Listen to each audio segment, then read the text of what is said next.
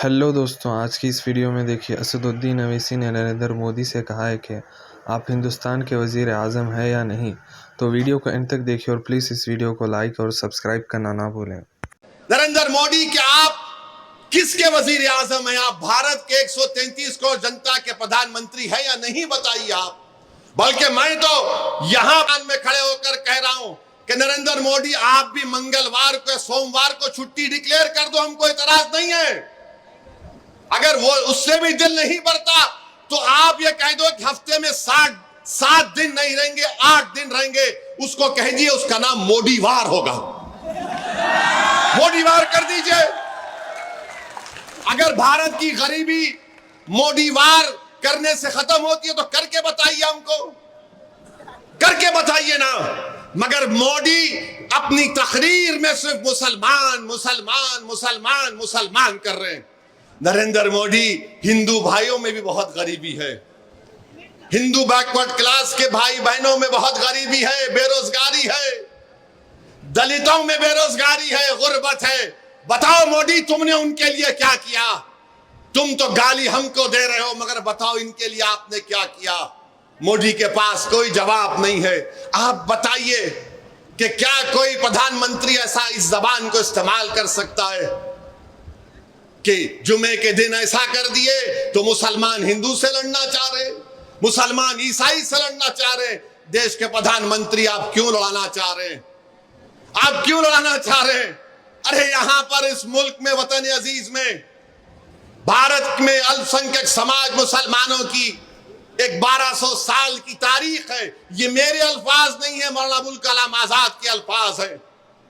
उन्होंने कहा था कि हमारी ये रोशन तारीख है, मैं इसको छोड़ने को तैयार नहीं हूं। आज हमारे भारत के प्रधानमंत्री एक पार्लियामेंट के इलेक्शन में हर चीज की जिम्मेदारी मुसलमान मुसलमान मुसलमान मुसलमान कर चुके हैं। देश के प्रधानमंत्री अब कह रहे हैं कि हम आरक्षण जो मजहब के नाम पे दिया जा रहा है, हम उसको ले लेंगे। मैं प्रधानमंत्री को बताना चाह रहा हूं, नरेंद्र मोदी जी, उत्तर प्रदेश में, गुजरात में, कर्नाटका में, जहां जहां बड़े बड़े प्रदेश हैं, वहां पर रिजर्वेशन मुसलमानों को मिल रहा है, अंसारियों को मिलता है, कासगर को मिलता है, कसाब को मिलता है, कुरैशी को मिलता है, चाक को मिलता है, तेली मकीक को मिलता है, दर्जी को मिलता है, इदरीसी को मिलता है, फकीर को मिलता है, सलमानी को मिलता है, सैफी को मिलता है, हज्जाम को मिलता है, सक्का को मिलता है, अब्बासी को मिलता है, शेख सरवर को मिलता है, मोची को, अंसार को, मंसूरी को मिलता है। मोदी जी और देश के प्रधानमंत्री बोले किसी को छीन कर दे दिया जाएगा। क्या मजाक कर रहे हैं भारत के वजीर आजम? मगर याद रखो, 1930 में भी ऐसी होता था। हिटलर के जमाने में यहूदियों को बताकर हिटलर बोलता था ये सब चीज तुम्हारा ले लेंगे। अब लोग, दुनिया ने देख लिया कि क्या हुआ, क्रिस्टल नाक मूवमेंट हुआ। अब तो पिक्चरें बनाई जा रही है। मैं तो उन पिक्चर बनाने वाले जालिमों से दोबारा कहूंगा, अरे तुमको शर्म नहीं आती? चुल्लू पर पानी में डूब मरो। तुमको भारत में गरीबी नजर नहीं आती? तुमको भारत के नौजवानों की बेरोजगारी नजर नहीं आती? तुमको महंगाई नजर नहीं आती? तुमको मुफलिसी नजर नहीं आती?